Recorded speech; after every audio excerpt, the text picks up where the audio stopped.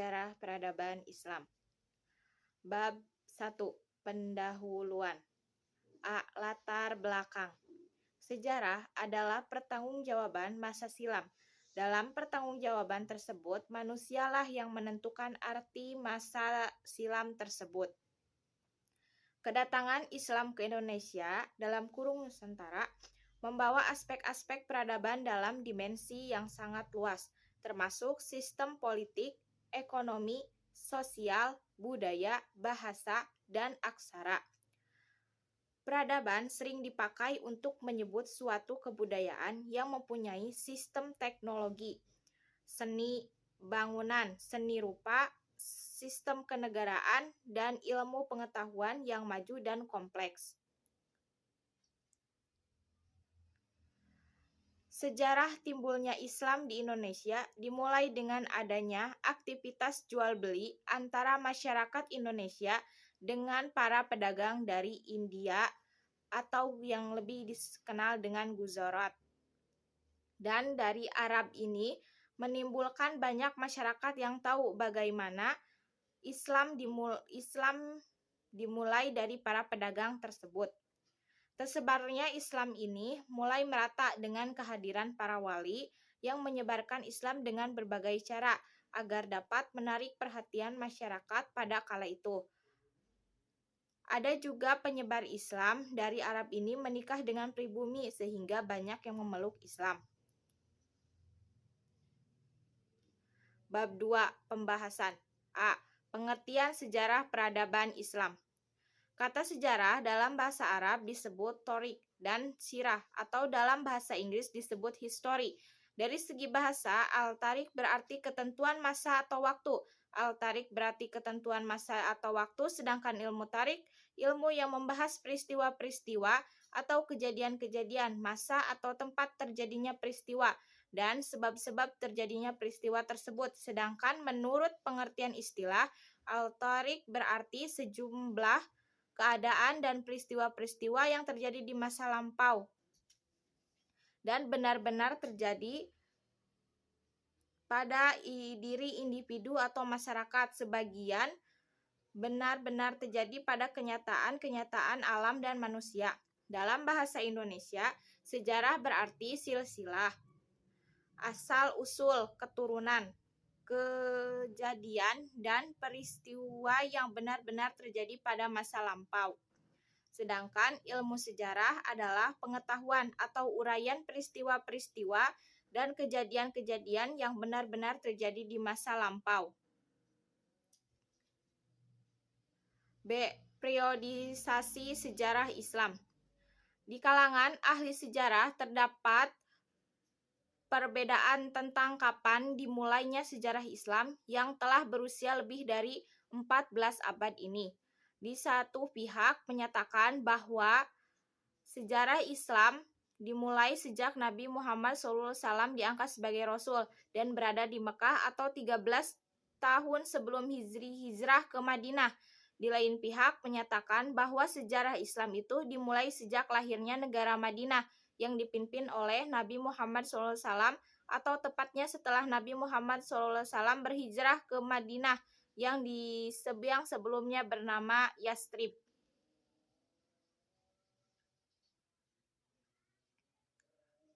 Hasmizi mengatakan para ahli sejarah kebudayaan telah membagi sejarah kebudayaan Islam kepada 8 periode sesuai dengan perubahan-perubahan politik, ekonomi, dan sosial dalam masyarakat Islam. Selama masa-masa itu, ke-9 periode itu sebagai berikut. 1. Masa permulaan Islam yang dimulai sejak lahirnya Islam pada tanggal 17 Ramadan 12 tahun sebelum Hijriah sampai tahun 41 Hijriah atau 6 Agustus 610 sampai 661. 2. Masa Daulah Umayyah dari tahun 41 sampai 130 Hijriah atau 661 sampai 750 Masehi. 3. Masa Daulah Abbasiyah Islam dari tahun 132 sampai 232 Hijriah atau 750 sampai 874 Masehi. 4. Masa Daulah Abbasiyah II dari tahun 232 sampai dengan 334 Hijriah atau 847 sampai dengan 946 Masehi. 5.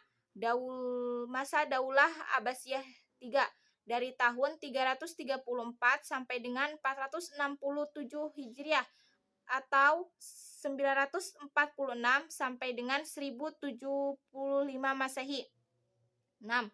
Masa Daulah Abbasiyah 4 dari tahun 467 sampai dengan 656 Hijriah atau 1075 sampai 1261 Masehi. Masa Daulah Mugholiyah dari tahun 659 sampai dengan 925 Hijriah atau 1261 sampai dengan 1520 Masehi. 8. Masa Daulah Utsmaniyah dari tahun 625 Masehi sampai dengan 1213 Hijriah atau 1520 sampai dengan 1801 Masehi. 9. Masa Kebangkitan Baru dari tahun 1213 Hijriah sampai dengan 1801 Masehi sampai awal abad ke-20. Dari pendapat tersebut dapat dipahami bahwa periode sejarah kebudayaan Islam dimulai sejak Nabi Muhammad SAW diangkat menjadi Rasul pada tahun 12/13 tahun sebelum Hijriah. Hal ini berarti mendukung pendapat pihak pertama. Sebagai uraian terdahulu, di pihak lain Harun Nasution juga telah membagi sejarah Islam secara garis besar ke dalam 3 periode besar, yaitu periode klasik 650 sampai 1250 Masehi, periode pertengahan 1250 sampai dengan 1800 Masehi, periode modern 1800 dan seterusnya. Dari kedua pendapat di atas, penulis cenderung untuk menggabungkan pendensasi sejarah dalam 4 periode tersebut. 1. Periode praklasik 610 sampai 650 Masehi yang meliputi 3 fase, yaitu fase pembentukan agama, fase pembentukan negara, dan fase praekspansi. 2. Periode klasik yang meliputi 2 fase, yaitu fase ekspansi, integrasi, dan puncak kemajuan, dan fase disintegrasi. 3. Pertengahan meliputi 2 fase, yaitu fase kemunduran dan fase 3 kerajaan besar. 4. Periode modern yang merupakan zaman kebangkitan Islam. C. Fase-fase perkembangan Islam. 1. Fase praklasik. A. Fase pembentukan agama dari tahun 610 sampai 622 Masehi.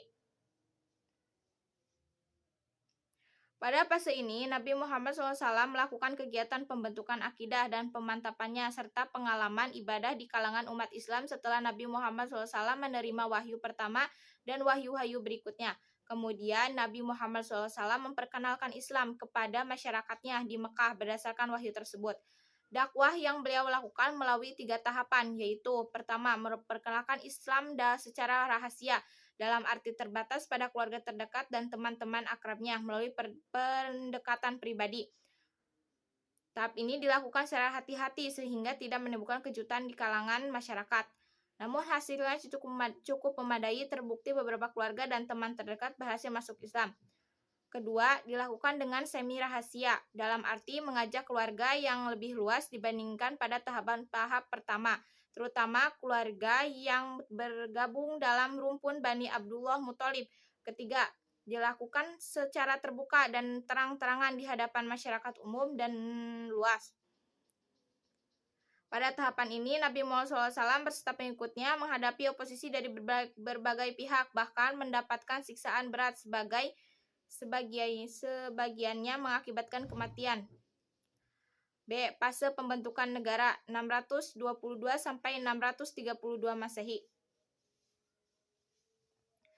Sebelum Nabi Muhammad SAW hijrah ke Yatsrib, Madinah, didahului dengan usaha mempengaruhi para peziarah di Ka'bah di Mekah agar mereka masuk Islam. Di antara mereka banyak yang berasal dari kabilah Hazrah dan Aus Yastrib atau Madinah.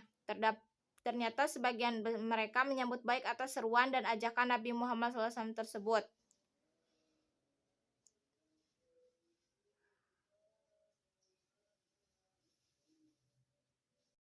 Yang pada gilirannya menyatakan diri masuk Islam serta diikuti dengan perjanjian kesetiaan mereka kepada agama Islam dan Nabi Muhammad SAW yang terkenal dengan perjanjian Aqobah. Beberapa upaya yang dilakukan oleh Nabi Muhammad SAW di Madinah yaitu 1. Mendirikan masjid, 2. Mempersaudara antara kaum Ansor dan Muhajirin, 3. Membuat perjanjian persahabatan toleransi antara interumat Islam dan antara umat beragama, dan 4. Meletakkan dasar-dasar politik, ekonomi, dan sosial untuk masyarakat yang baru. C. Fase pra-ekspansi 632 sampai dengan 650 Masehi merupakan fase ekspansi pertama pendahulu yang pada dasarnya dapat dibagi ke dalam 4 fase, yaitu fase konsolidasi, kedua fase pembuka jalan, ketiga fase pemerata jalan, keempat fase jalan buntu. B. Periode klasik 650 sampai dengan 1250 Masehi. Periode klasik ini merupakan zaman kemajuan umat Islam.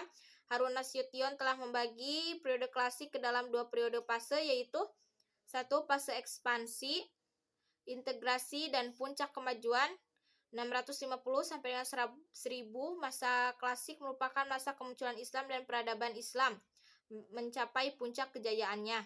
2. Fase disintegrasi 1000 sampai 1250 Masehi. Fase disintegrasi merupakan fase di mana pemisah diri dinasti-dinasti di lingkungan pusat dilanjutkan dengan perebutan kekuasaan antara dinasti-dinasti tersebut untuk menguasai satu sama lain. Misalnya 1. Dinasti Buaihi yang menguasai daerah Persia.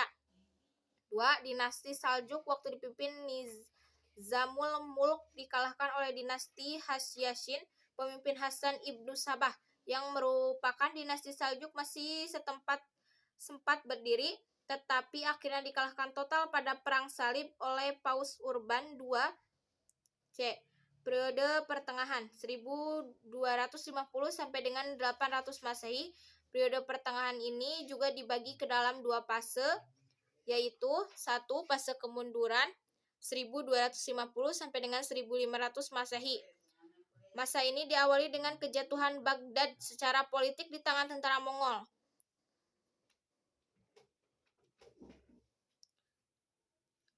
2. Fase 3 Kerajaan Besar 1500 sampai dengan 1700 Masehi. Kerajaan Utsmani Autonom Empire di Turki, Kerajaan Safawi di Persia, dan Kerajaan Mughal di India. D.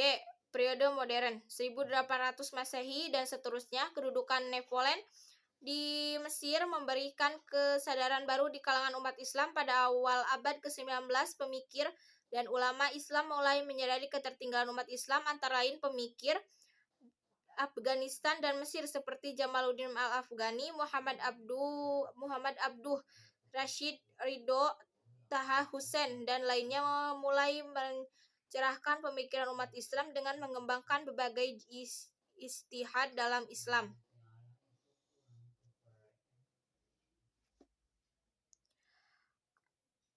Bab 3. Penutup. A. Kesimpulan. Sejarah peradaban Islam dimulai ketika Nabi Muhammad SAW diangkat menjadi Rasul dan berada di Mekah atau 13 tahun hijrah ke Madinah. Berbagai periode telah dilalui oleh umat Islam, dari mulai periode klasik, periode pertengahan, periode kemunduran, dan periode modern. Banyak sekali sejarah-sejarah yang terdapat dalam setiap periode atau fase-fase. Seperti halnya pada fase kemunduran, umat Islam yang menghancurkan 3 kerajaan pada saat itu, yang membuat hancurnya berbagai bangunan arsitek yang telah indah berdiri kokoh harus hancur di tangan para sekutu yang juga menguasai daerah tersebut. Kedudukan Neopolem di Mesir membuat para kalangan umat Islam jadi berpikir kalau misalkan Islam sudah mulai meredup pada masa itu, sehingga pada akhirnya para tokoh ulama seperti Jamaluddin Al-Afghani, Muhammad Abduh, dan lainnya mulai melakukan kembali syiar Islam kepada para penduduk.